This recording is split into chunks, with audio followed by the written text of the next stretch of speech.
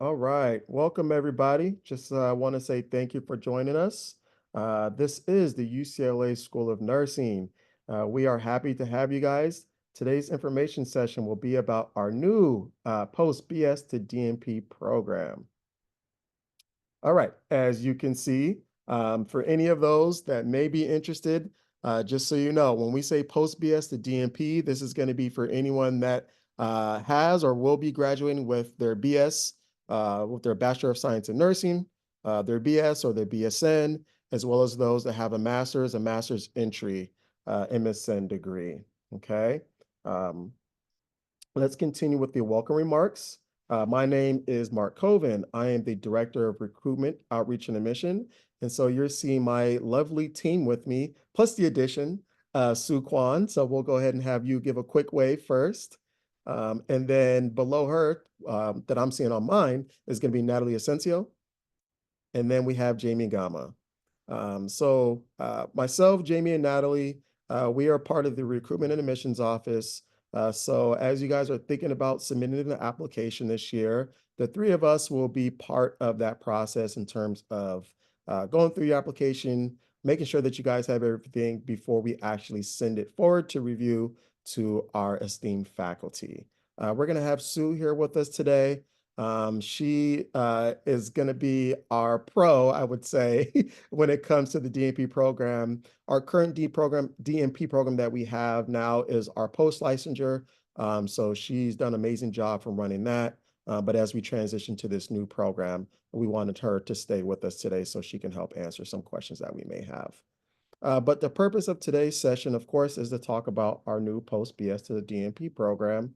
As you guys know about UCLA, if you are familiar or may not, we love to use acronyms. So, of course, you guys have also heard about DNP. So, it'll be a lot easier if you just want to say, hey, the DNP program, which obviously stands for our Doctorate of Nursing Practice. Okay, so why UCLA? For those of you that may not be familiar with UCLA, may not have graduated from here, maybe not step foot on campus, I should say.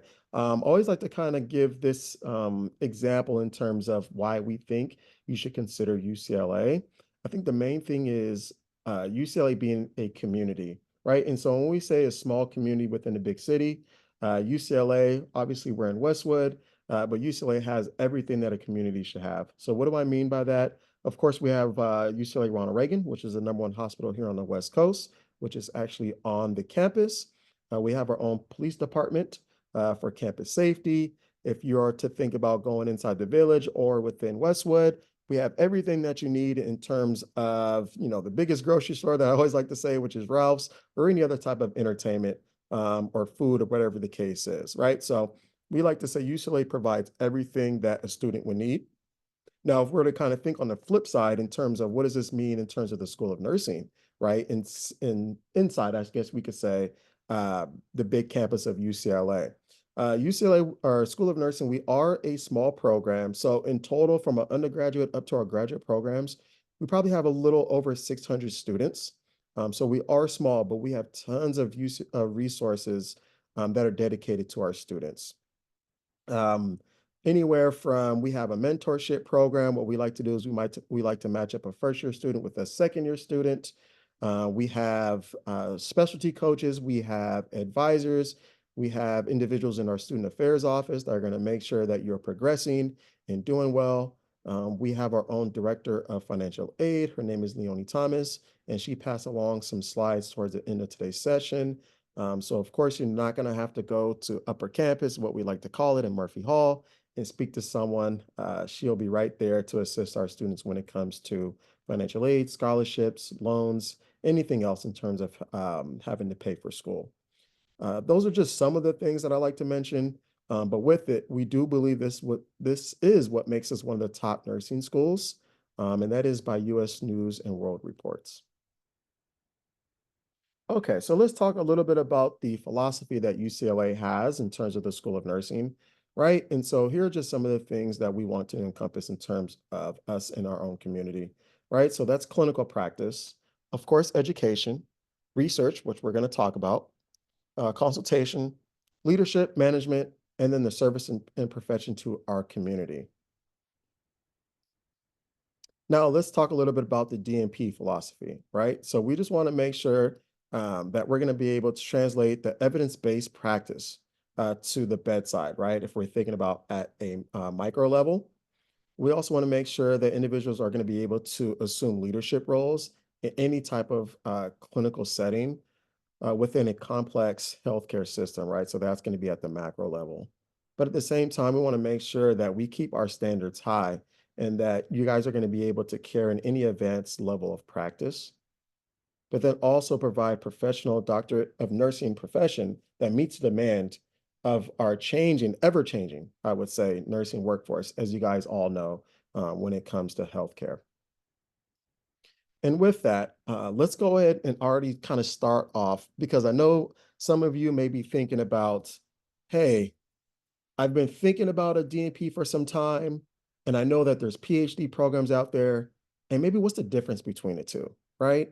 This may help you kind of solidify in terms of what area you want to think about applying to, and hopefully it is either our PhD program or even our DNP, right? And so please know that the objectives do differ. Whereas with the DNP, you're going to be thinking about practice, where with our PhD, you're going to be thinking about research. And so with that, with the DNP, you want to think about leading an improvement for patient and system outcomes. And it's going to be the highest level of clinical nursing practice, right? Whereas with the PhD, you want to think about developing a new nursing knowledge or theory, and is also the highest level of nursing research.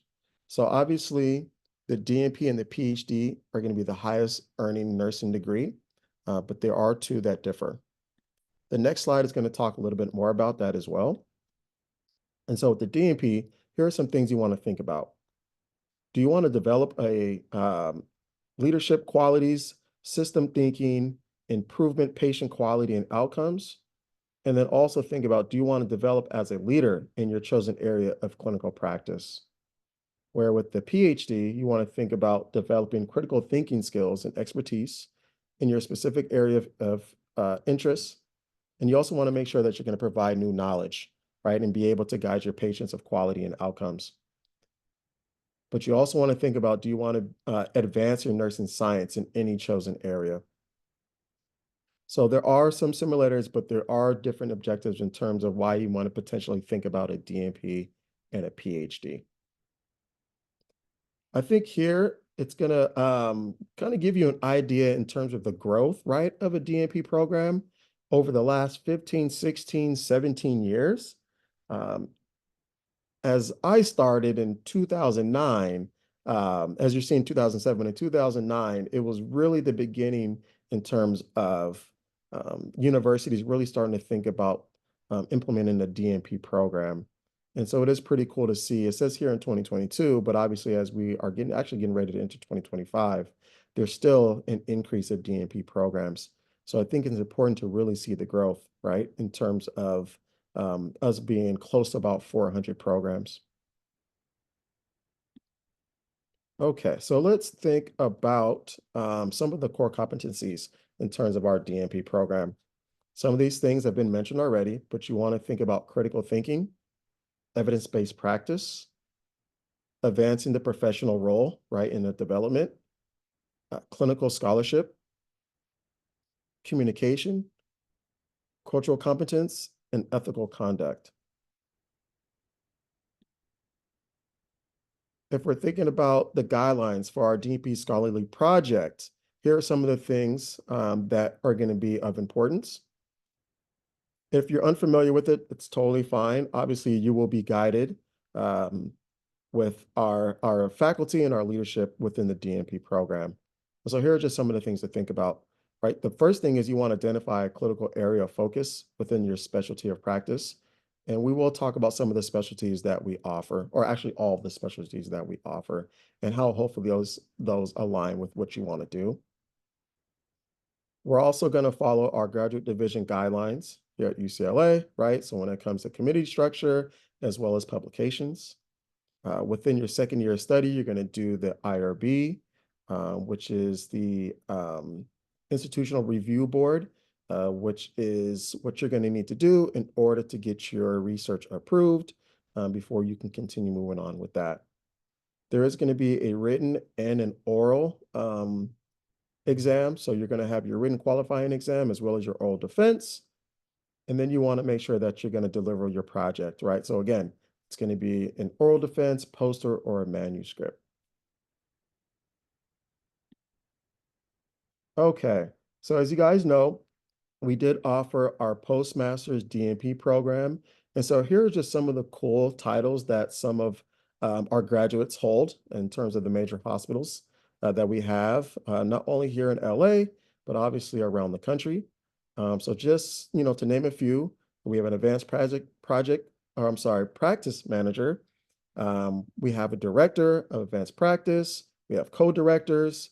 We even have a chief of nursing officer and a VP at the University of Washington, which is one of the top nursing schools. So it's really cool to see some of our graduates, being and working at Stanford or UW, City of Hope, CHLA, which is the Children's Hospital of Los Angeles, and all over. So you want to start thinking about possibly some of the areas that you potentially want to work at, and how our DNP program can help you get to that goal. Okay, so let's talk about the applied curriculum. Some of these we've already talked about, right? So again, if you're thinking about it being in a pie chart, you're going to think about to the left are core theories, right? In terms of what we talked about, the evidence-based practice, education, the leadership, the healthcare policies, financial management. And then it's going to be the clinical application, which is going to be, again, your DNP scholarly project. And then here are our specialties that we are offering for this upcoming year of 2025. It is going to be the F&P, and you are going to have the option of the occupational environmental health.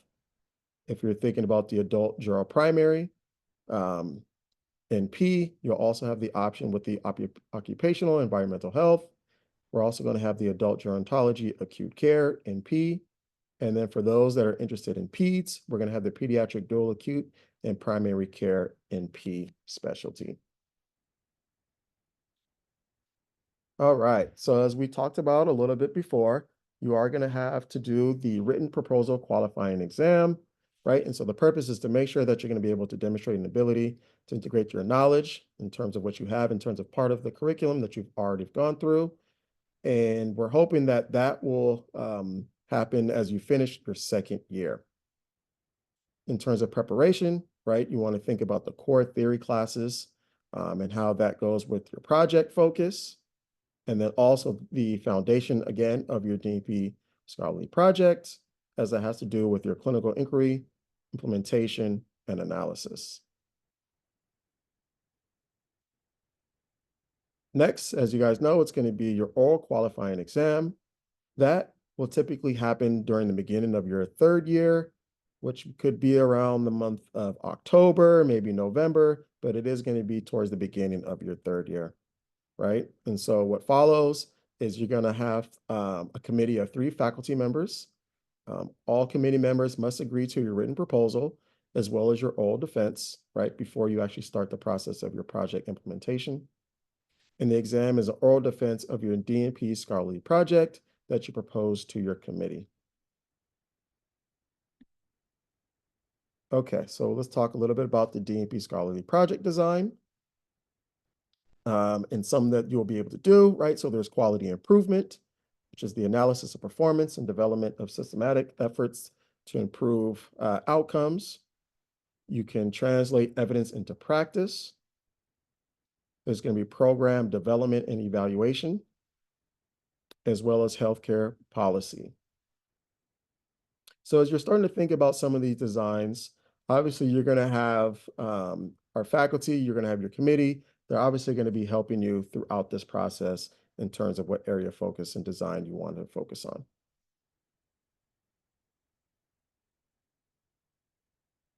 Again, just to talk a little bit about the difference of the DNP and the PhD in terms of the curriculum, as I think the next couple of slides are going to start showing you the sample course sequence. For the DNP, right, let's remember that the focus is the clinical practice, whereas the PhD is the original research. If we're thinking about career paths, again, for the DNP, you're thinking practice, right, clinically. PhD is the research for your academics and administration. Both backgrounds are going to require for you to have an RN the time of entry. The DNP program is shorter, so it is 3 years in length, which is going to include 2 summers, whereas the PhD program is going to be 4 years. Skill focus, right? You want to be able to translate research to practice. That's going to improve patient and system outcomes and improve healthcare policy. Whereas for the PhD, you want to conduct a theory-based research and develop new knowledge to improve the nursing practice. And the difference in terms of the graduation, again, as we keep reiterating, the DNP is going to be a scholarly project, right? Where the PhD is going to be a dissertation. Okay, so here's a sample course sequence of our F&P track. If you're thinking about it, it may look a little bit small on your end, so we'll be sure to pass this along at the end of today's session. But we want to give you kind of an overview in terms of what it would look like from year 1, year 2, and year 3. So as you see, you will have to come somewhere in between year 1 and year 2. And then again, as you finish year 2 and starting from year 2 to year 3. If we're thinking about our adult juror primary care, I want to show you again the different type of classes you will be taking. Again, you will be doing summer between year 1 and year 2, and the same thing from 2 to 3.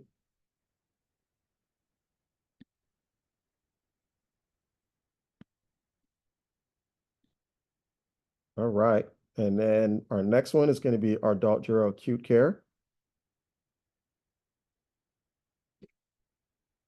And if I believe I saw that, Jamie did provide a link to the sample course sequences. Thank you for doing that.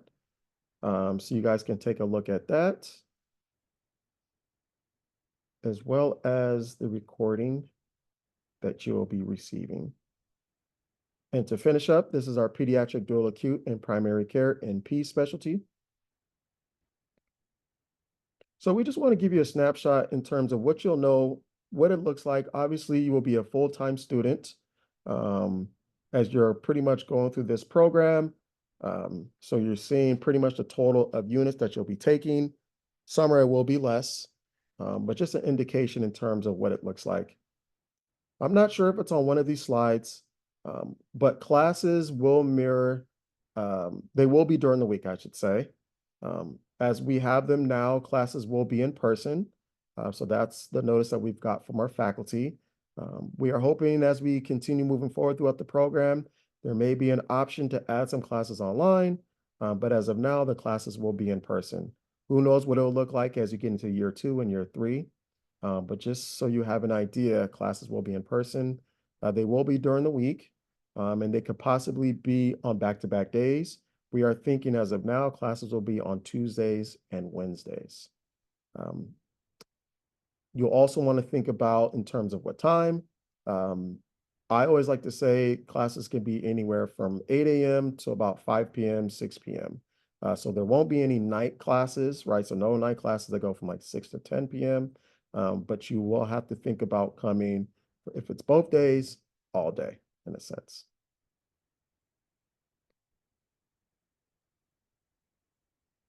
That does not include the clinical practicum, the clinical hours that you will also have to do, right? So those can also be on different days as well. So you really want to make sure that if you do decide that you want to work while being in the program, that your schedule is going to have to be tailored and work around, obviously, your school schedule. Okay, so I'm going to do a quick pause before Jamie gets started, and she's going to go over the application process to see if you guys have any questions about the program. I know I went through this, fairly soon, or quick, I should say, within the last 30 minutes, but we haven't seen any questions. So if there's anything that we can do to help clarify, if there's anything that you would want us to answer, we'll take a quick 30 seconds to see if there's any questions before we continue moving forward. And or if anyone on my team would like to add anything.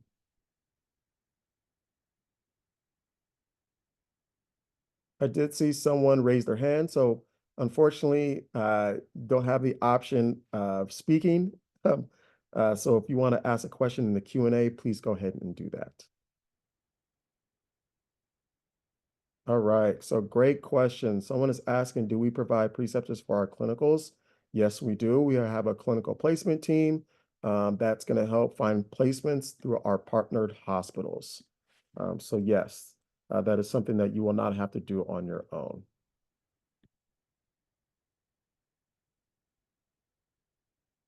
And yes, will clinicals start year one?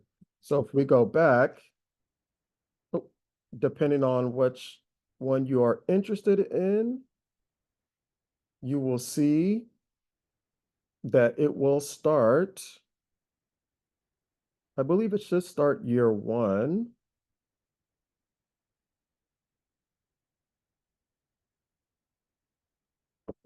But I am seeing here that there is some here in starting year two. But here, summer looks like here, this is your clinical scholarship, evidence-based practice. So it looks like it will start during year one.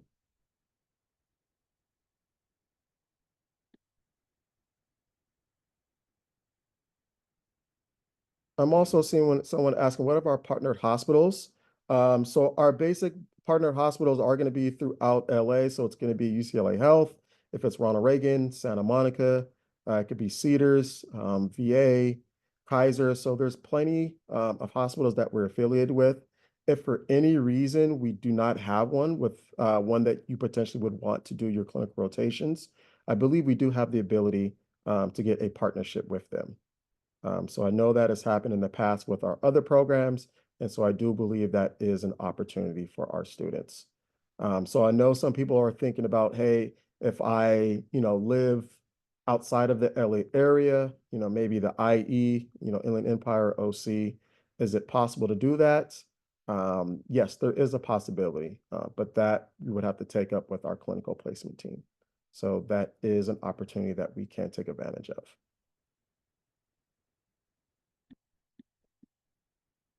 Okay, let's see what else.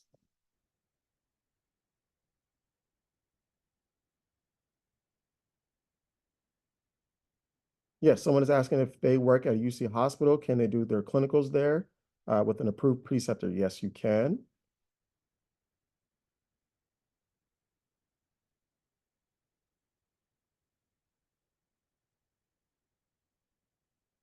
Someone is asking another good question. Would working on weekends be an option? Is there a weekend obligation within the program?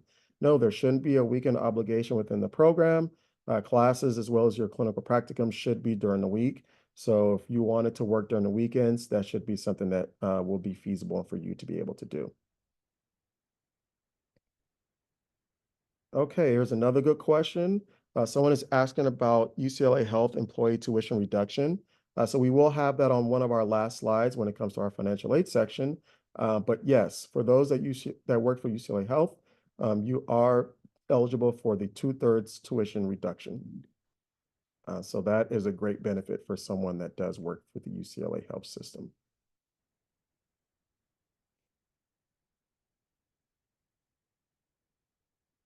Another good question. Someone is asking, is there a preference given to graduates of the UCLA program for if it's our undergrad or our graduate program?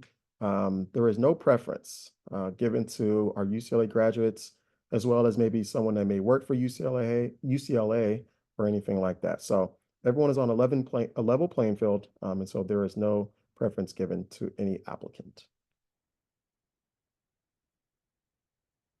Someone is also asking, are there scholarships for our graduate program? Yes, there are scholarships, and we'll go over that as well when we get to the financial aid section.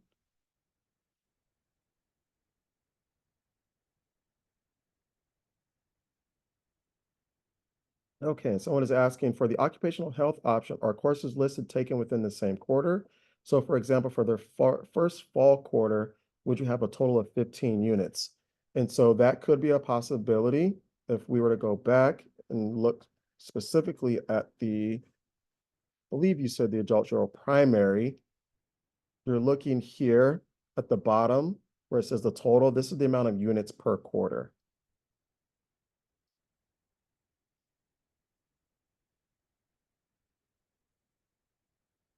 And so one thing to take away as well is in terms of this curriculum, um, these are pretty much set in terms of the way the classes are supposed to be taken per quarter. You're not able to move them around. So let's say for the fall quarter, you will have to take uh, these courses before you matriculate and move on to the next quarter. So that is something to think about.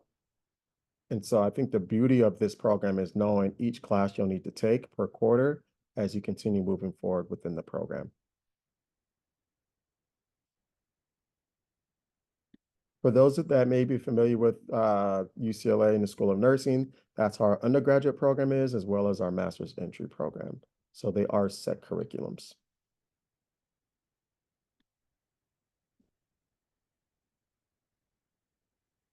Okay. Um, okay, another good question. Someone is asking, is there a way to check if courses we currently have can be applied to the course requirement? Um, for an example, the nursing research course. So that's a good question. As you guys may or may not know, UCLA does allow graduate students to transfer in up to 8 units of transfer credit. And so there is a possibility for that to happen. But again, that will be determined by our faculty. So again, they will look at your transcript. Even again, if you're a graduate here at UCLA, they would have to determine if the course that you took is graduate level and if it is equivalent to the course that is currently being taught or will be being taught in the new post BS-DNP program.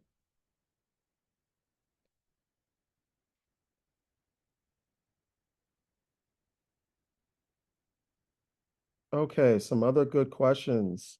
Is there GRE required for entry into this program? No, GRE is not required, as well as any other entrance exam.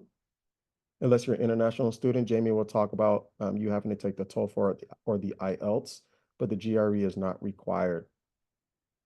Another great question is how many students do we admit per cohort? So we will be admitting a total of 28 students for this upcoming year of 2025, and it will be a total of 7 per specialty. So it'll be 7 that we'll admit for our adult gero primary care, 7 for adult gero acute care, 7 for our family nurse practitioner, and then 7 for our pediatric specialty. So we'll have a total of 28 for this first year. In terms of the ratio, uh, we won't know in terms of how many people will be applying. So in terms of, just the percentage of, how many people applied and get in, obviously with this being our first year, we're not sure of how many people will be applying, but we are hoping to fill our spots for 7 per specialty.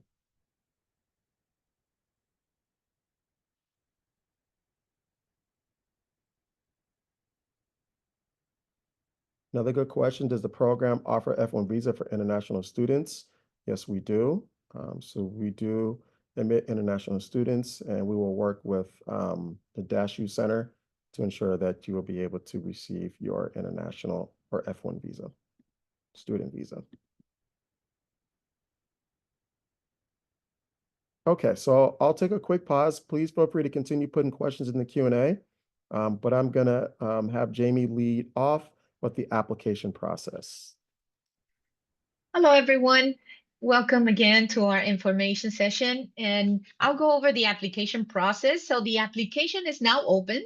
You don't have to fill out a nursing CAS application or do a separate application. It'll be only one application, and this is the application that any prospective student uses who is applying for a graduate degree at UCLA. So it'll be the same application that you'll use. And you can find it at grad.ucla.edu, and it's now open. In the application type, you just have to make sure that I would think that maybe everyone here would be a new applicant unless you've already completed a graduate degree at UCLA, then you'll be a readmission. But if you only got an undergraduate degree, like because we see some familiar names now, some of our BSN graduates, you'll be a new applicant. But if you graduated from the Macon program, which was a graduate degree, you'll be a readmission, okay? But just make sure that with the major program, don't click the DNP program. You have to click post BS to DNP program, okay? Even if it gives you the choice, please just make sure that you'll choose nursing post BS to DNP. And these are the tracks that will be offered, as Mark mentioned. You can see it in our drop-down menu. So this is where you won't be able to choose it right away. So you'll have to choose all the welcome, the instructions, your biographical data, and then you'll get to choose which track you're applying for. So as you can see, you'll see 4, the adult gero primary care nurse practitioner with the occupational and environmental health. You'll see acute care nurse practitioner, family nurse practitioner, also with the option of occupational and environmental health, and the pediatric dual acute and primary care nurse practitioner. Your transcripts. When you fill out the application, we suggest that you only enter the institutions where you got a degree from. So for example, if you went to a community college and you did some prerequisites, you don't need to enter those institutions, but some people do, which is okay. We just ask you that you input the information in chronological order, higher education only for your institutions. You'll also upload unofficial transcripts. So that means if you have a copy of your old transcripts at home and you take a picture of them or you scan them with your phone, that's totally okay. We don't need any official transcripts at the application time at this time. So you'll be able to upload unofficial transcripts or any other institutions where you completed prerequisites. And if you're admitted, then we will request for you to submit official copies of your transcripts with your degree posted. But if you would like to send us official transcripts right now because you have them and you don't want to pay for them again, you are welcome to do that. You can send them to our office, to our student affairs office, and you can email one of us and we'll send you the mailing address. And we'll save them in a special place for when the time comes to process your applications. And just so you know, official transcripts, if you have them with you, they must be sealed, because if you open them, they're automatically not official anymore. But if you have them and they're sealed, you're more than welcome to mail them to us. For the admission requirements, so the list that you see here, a lot of it is because the School of Nursing is a professional school, but we operate under UCLA. So UCLA has its own rules, and we abide by those rules. So UCLA requires that for this program, you complete a bachelor's or master's degree in nursing from an accredited institution, and that you have a minimum cumulative GPA of 3.0. So the 3.0 GPA will be taken from your bachelor's degree. Okay, so from your anything that you take after your bachelor's degree will not be factored in your GPA. So this will be your 3.0 graduating GPA. You also need your status as an active RN in the state of California. And the school recommends 1 year experience as an RN. It's strongly recommended. And 2 years within the specialty that you're choosing is preferred. You also need to upload a statement of purpose, a personal statement, and 2 essay questions. So it's kind of like 3 essays in a sense, but we'll go over them in detail. You also need 3 letters of recommendations and a resume or CV. And this is just so you know what the school is looking for in an applicant. So you can read these pointers here, like the reason why you're selecting School of Nursing. So this is just so to get your ball going and thinking about what you want to write your essays about. So you think about any multicultural and diverse experiences, any leadership qualities, challenges, adversity, first generation, because remember, UCLA is a public school. So the statements of purpose, they like to read challenges or adversity, whether in socially, economically, because a lot of people think that if they write about challenges, it makes them look like weak, but not in this case. So we'll go over also in detail in the statement of purpose. So the statement of purpose here, it's super important because somebody else asked, there's no GRE required. There's no testing. There's no interviewing as far as we know, right? So this is super important. So this is, you need to know your audience for this statement of purpose. So basically your audience are the faculty of the program. So they are your audience. They're going to be reading your essay. So here you can use 1,500 words in length, so it's approximately 3 pages, single space, using 1-inch margin. And you'll see there are questions on the application, but those questions are meant for everyone who applies for a graduate degree at UCLA. But your statement of purpose has to be pretty specific, more like using specific examples to support your statements, right? So if you say, how this DNP program is going to help you achieve your goals. And if you have any ultimate goals for with your degree, then you can write about what position or what kind of work you hope to pursue after graduation. So you can include that in your goal statement. So you can show your passion for nursing, but you also kind of need to write why you're a good fit for the program or why you think you're going to do well in graduate school, right? So you can share where you come from and where are you headed, basically. So how do you think this DMP program is going to help you achieve your goals with specific examples? Okay. So again, it's 1,500 words in length.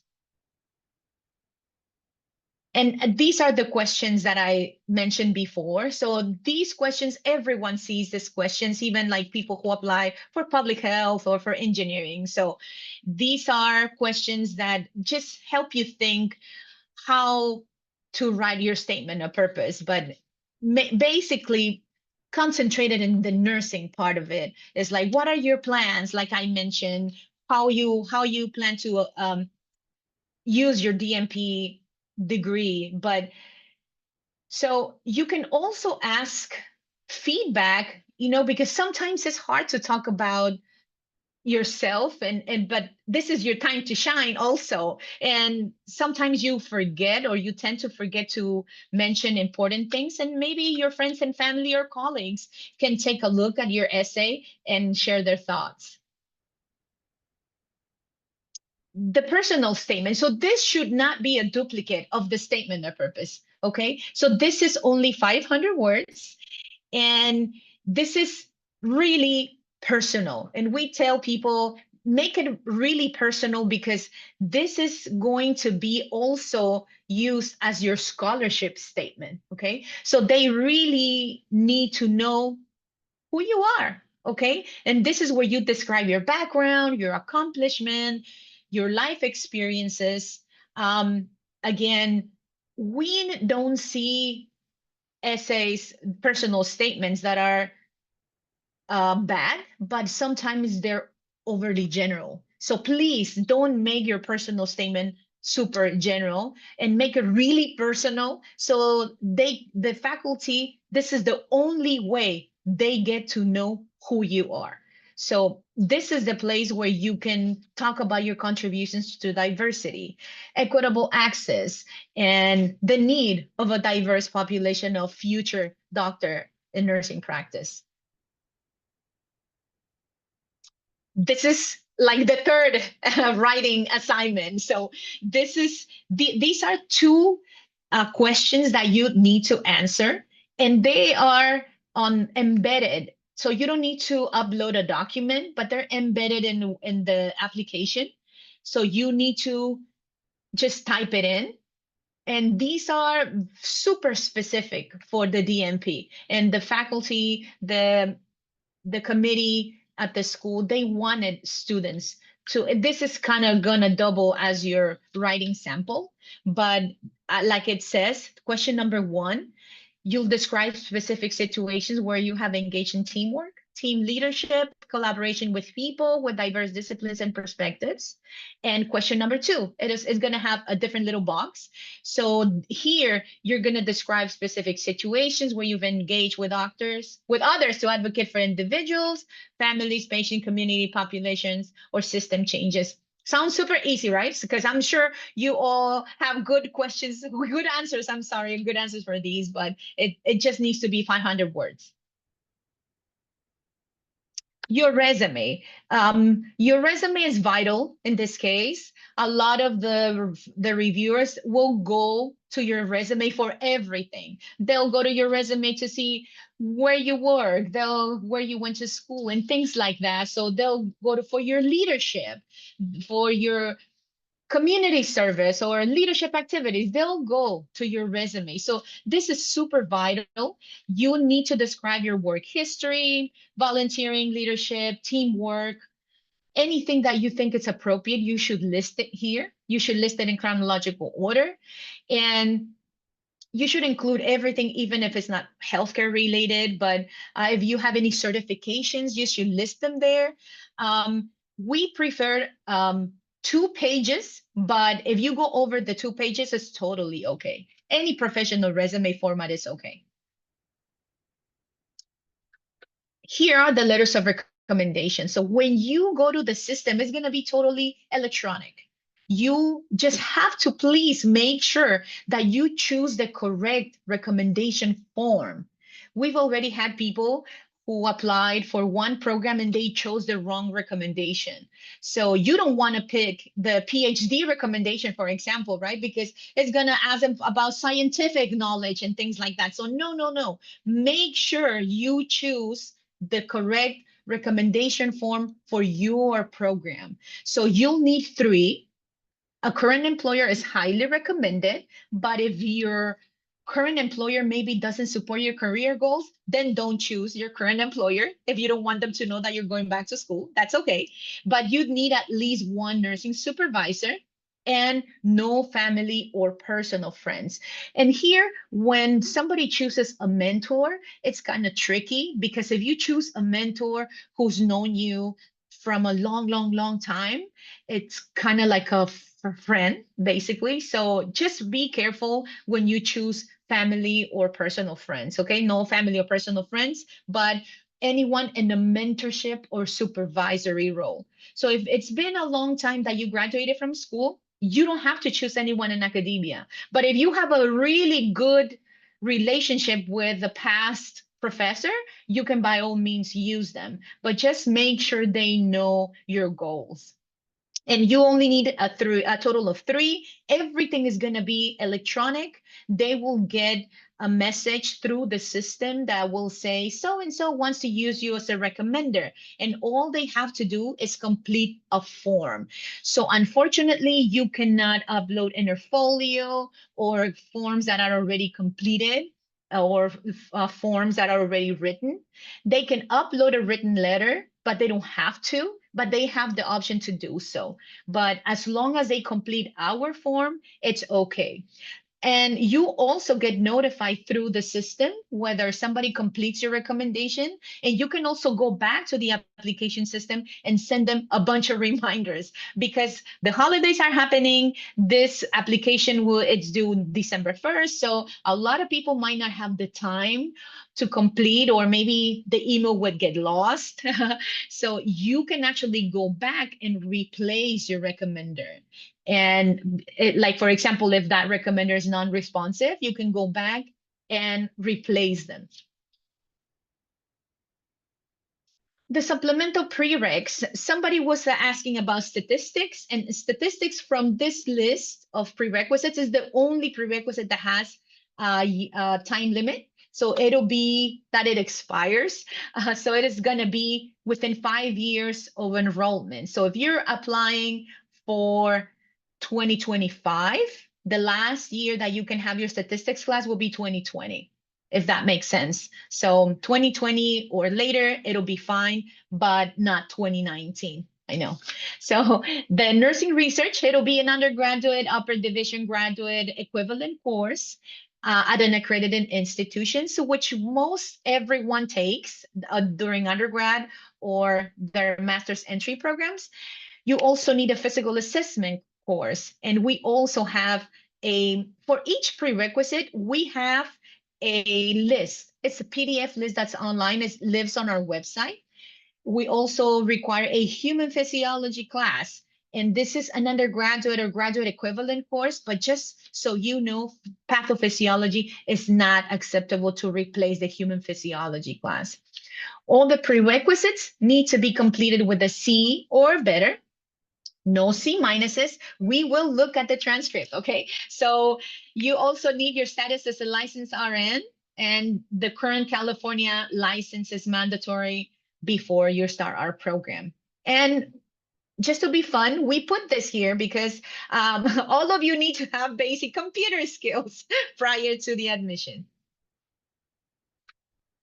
Okay, for our international applicants, if you receive your degree anywhere, internationally, you need your TOEFL exam. So it's the TOEFL, it stands for Test of English as a Foreign Language.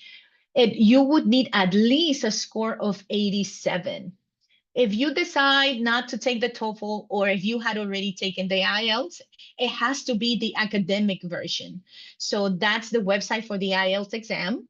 For the IELTS, we need a score of 7 or higher. So this is for anyone who graduated from a foreign university where the primary language was not English. And a lot of people will ask about the Philippines or Nigeria.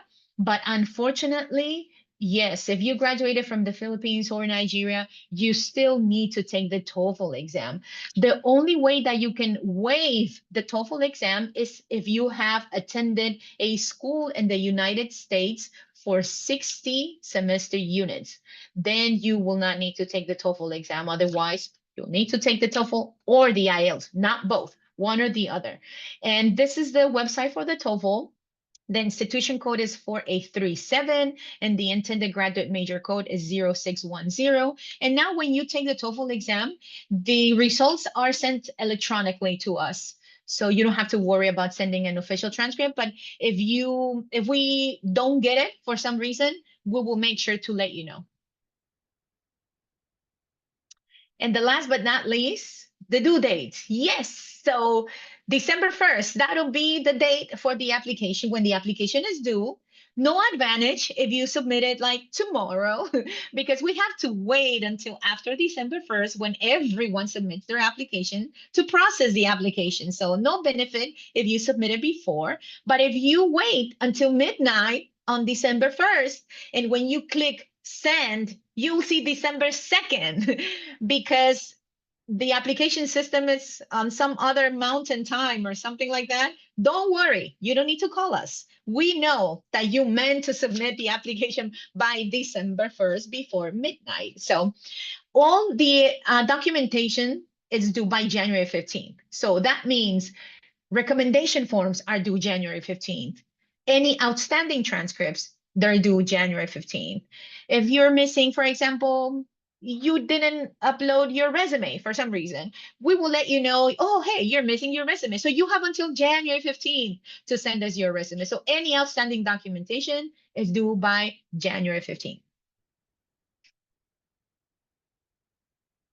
This is the application timeline. The application open finally. I know we have so many requests. A lot of people were asking, when is the application open? And we were on the same boat. We checked the website every day until we found out that the application opened. So December 1st is application deadline.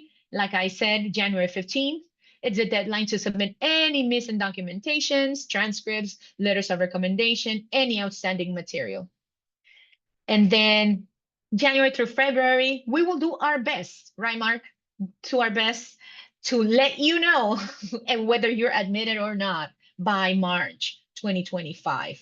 Okay. So we put some dates here for the new student welcome, and also for the online orientation will be June 2025. I can't believe we're already talking about June 2025 and it's barely October 1st, but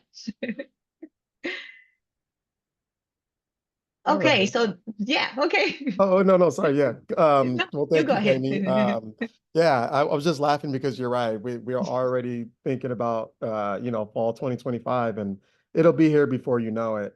And so we're just really excited for you guys that are joining us today. But yeah, the three of us, as I mentioned earlier, are going to be the ones that are going to help process the applications. And so here's our contact information, just in case you guys have questions about the program, about the application, as you guys are starting to kind of go through it. You can feel free to email any one of us, and we'll be sure to help you. We can also set up a advising appointment with you as well.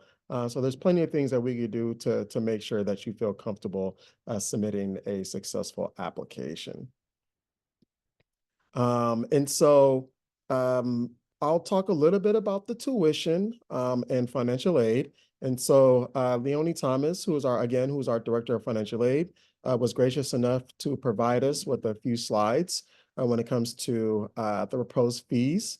And so again, these are not set in stone in sense, but should mirror sure they should mirror what it's going to look like for those that want to start 2025.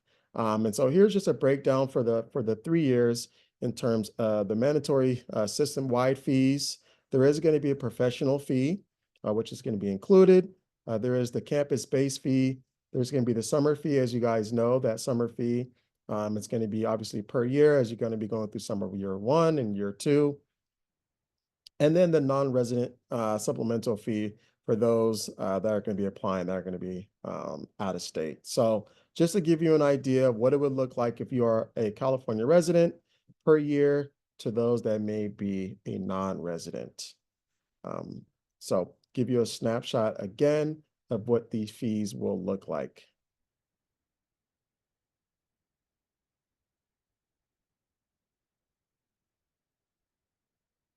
All right, so let's talk a little bit about the actual financial aid section of the federal aid.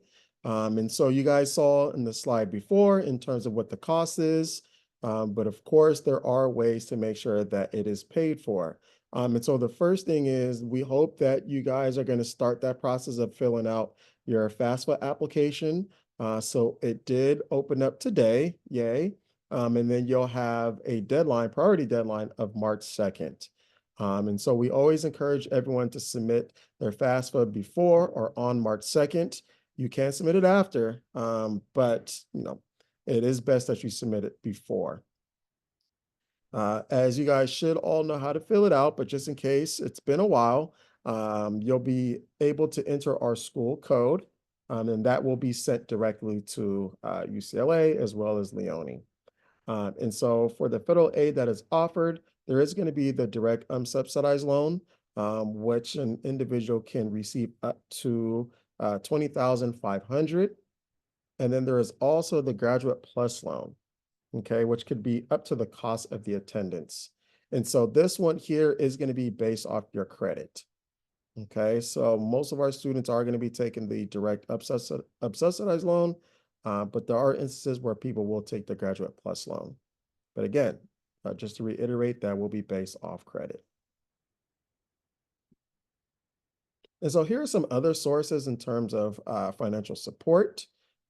Is that we want you guys to know that our students do receive it based off need or merit base. And so I know someone was asking, one of the questions in the Q&A, are there UCLA School of Nursing scholarships? And so there is. As part of the application, if you guys started, there is a fellowship section that you will be able to fill out.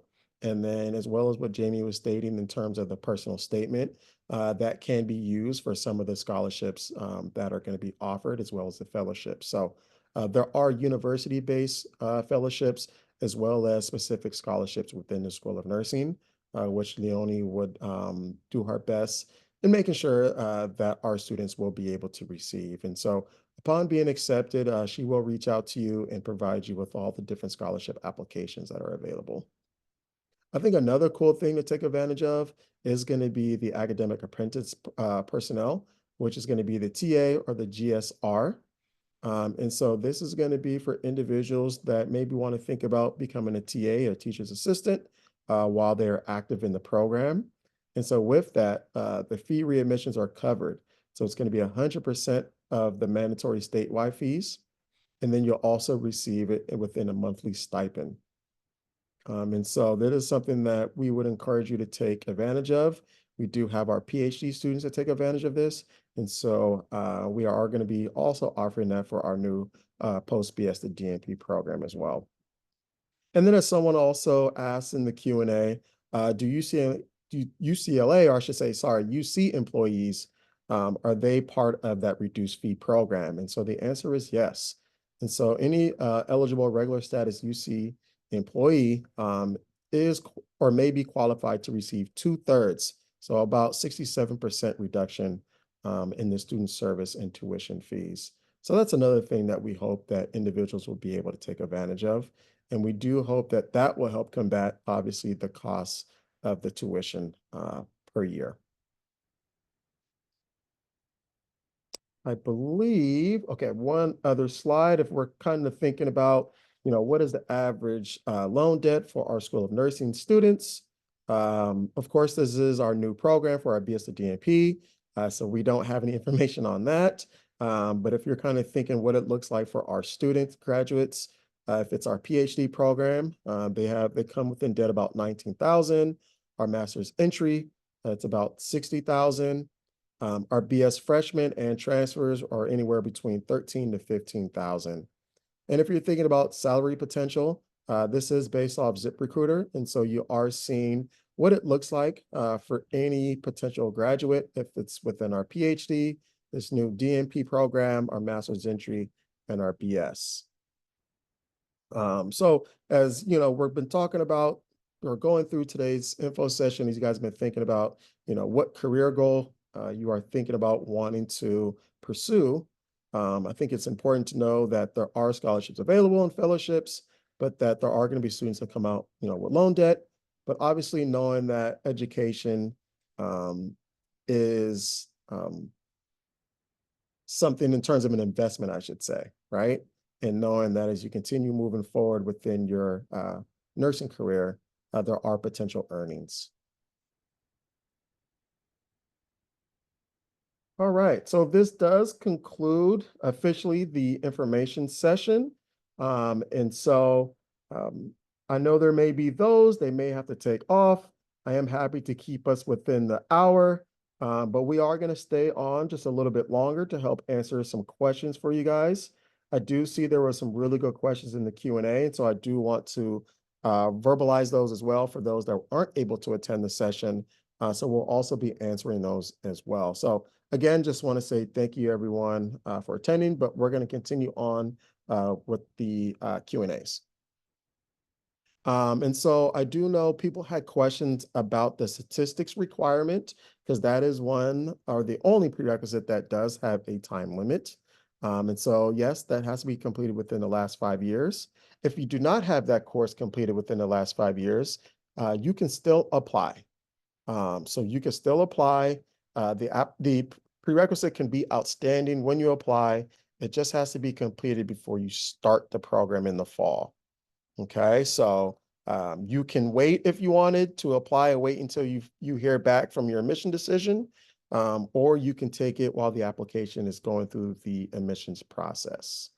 I know some other people were asking in terms of where you can complete or take the statistics course. So that can be at your local community college. It could be through UCLA Extension or any other UC Extension course that you would like, but it can be completed at the community college or the university level as well.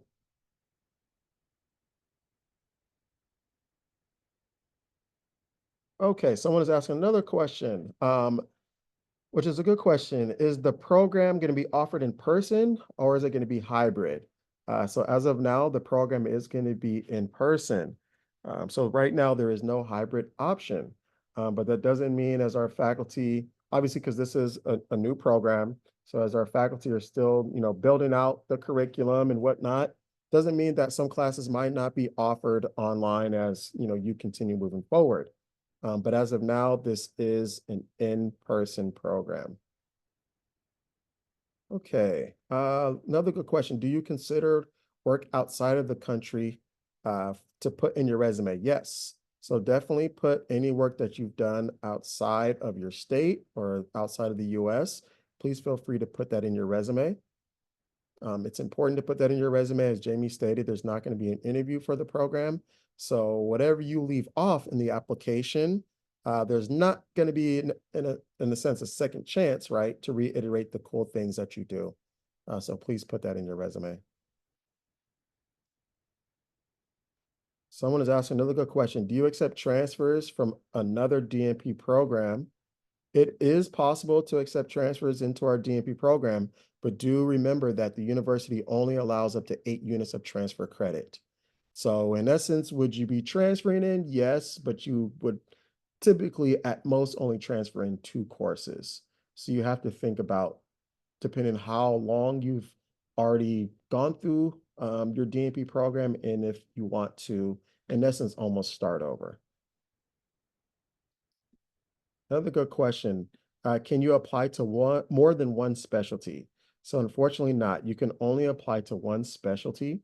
So that drop down is only going to give you the option to select one specialty. So you will have to select one, and that will be the one that you'll be evaluated for admission. Okay, so another good question. How many hours and days are we expected in class per week? So as of now, classes will typically be about 2 days throughout the week. Your clinic rotations can be another day or two, depending on how many hours you want to, finish completing within that quarter. For classes, it could be all day, from an 8 to 5, 8 to 6. So you do want to make sure that you're going to dedicate your time, obviously your designated time for the classes. Okay, let's see. Someone is asking what fees are covered by becoming a TA. So that's going to be the basic tuition. So that's going to be the university fees as well as the professional fees. And so that will help pay for it. So there is an opportunity to have the tuition fully funded or paid for through either scholarships and or TAing.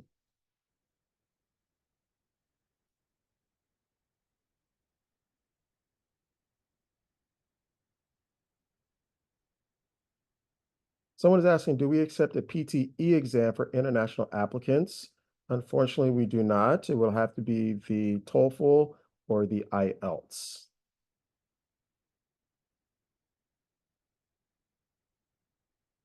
All right, another good question. Do you guys consider community service involvement in high school, or does it have to be during the undergrad?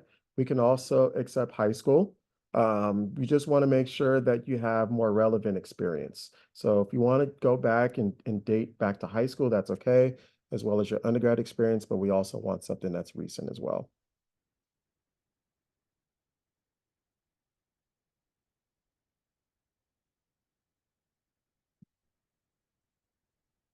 Okay, someone is asking if I work for UCLA Health, Monday through Friday from 8 hours a day, do you believe this program is doable for someone with that schedule? I do not believe it would be doable because you're going to have classes, unless your 8 hours are going to be off class time, right? And maybe working night shift or whatever the case is. It may not be doable because you are not going to be able to move around your class schedule or the times. So you really have to kind of think about, working with your nurse manager, wherever the case is, will they be able to accommodate your school schedule?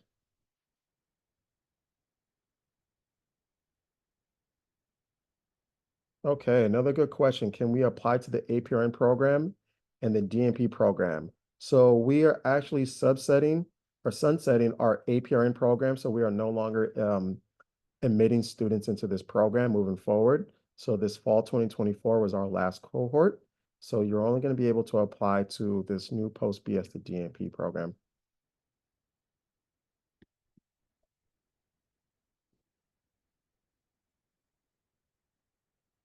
Someone's asking, is there an accepted prerequisite list from colleges that you accept? So yes, we do have a list of our acceptable colleges. And so we'll make sure that it's on our website if it's not already. And we'll make sure to send that to everyone after today's recording. So we do have a list of colleges that we do accept courses from.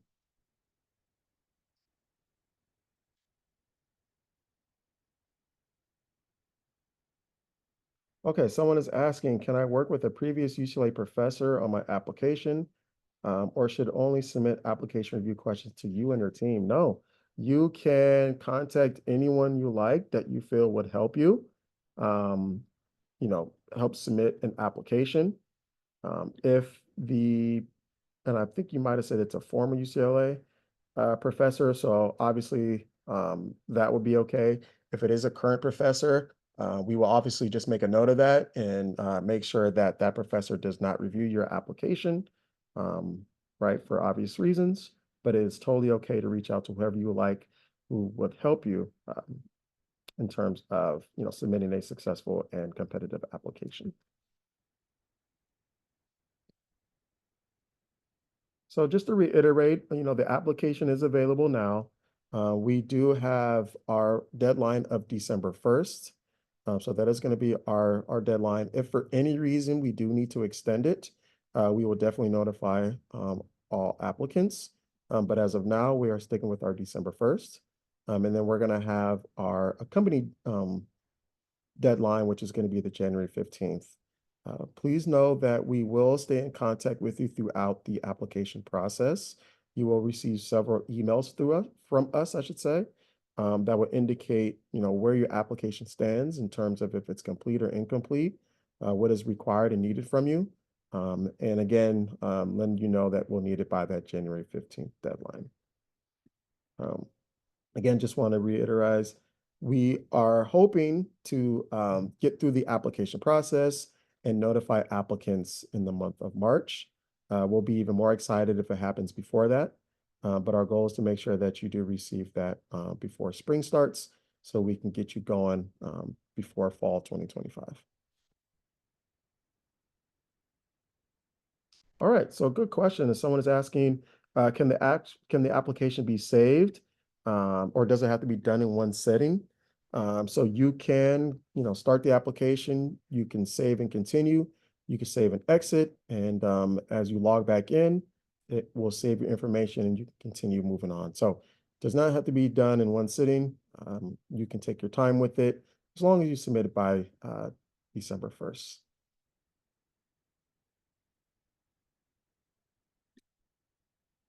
So yes, there is a save option.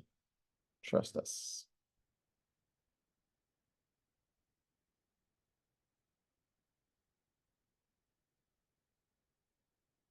Okay, so someone is asking, um, is there a list of institutions or recommended for online courses? So that's a good question. So we don't have a separate list, unfortunately, for online courses or online, I guess, even institutions. So we don't have one. The list that we have will just list all of the institutions that we have. And so we don't have one that's separate. But there could be, and I think because of the pandemic, there are more colleges and universities that are offering classes online. So even your local community college, may offer an online stats course. You may be able to check UCLA Extension for an online class course, but we don't have a full list. If for any reason you find one and you want it to be verified, you could definitely email us. We'll be able to evaluate that course and let you know if it's acceptable or not.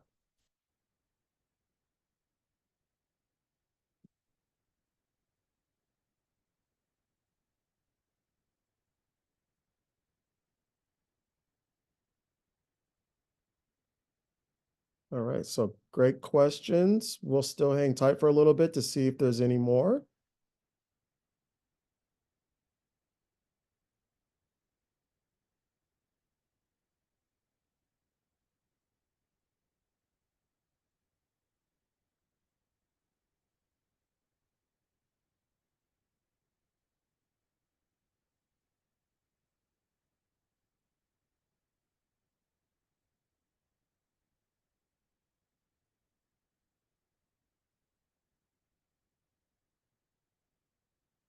right, good question. Someone is saying that they took a biostats course in the undergrad. Can that be used for the statistics requirement? And yes, it can. So yes, we can accept the biostats course to satisfy the statistics requirements.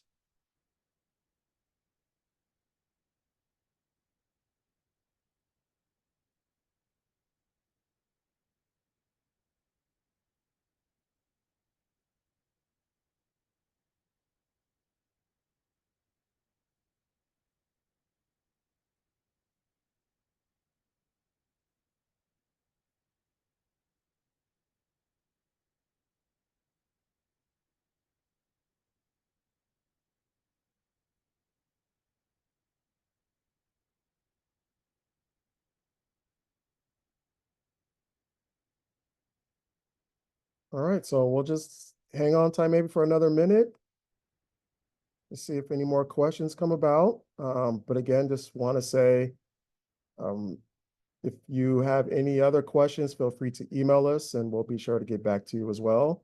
I know a lot of times questions come about after, today's session, you ponder a little bit, and maybe as you actually start the application, you have questions. So that's totally fine. That's what we're here for. Um, and so, yeah, we're just looking to, see your name and see your application and help you throughout this application process.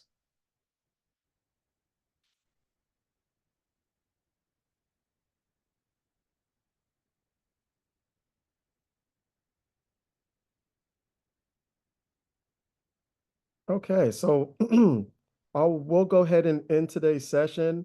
I thought it was a really great first session that we're having for our new post BS-DNP. We will be hosting at least 3 more. So if you want to, attend again, please feel free to do that. But we will be reaching out to you with this recording, so you will have it with you. We're also going to post it on our website as well. So um, just want to say thank you, everyone. Best of luck, and we're hoping to hear from you all soon. So without further ado, we'll go ahead and end it. Thanks, everyone.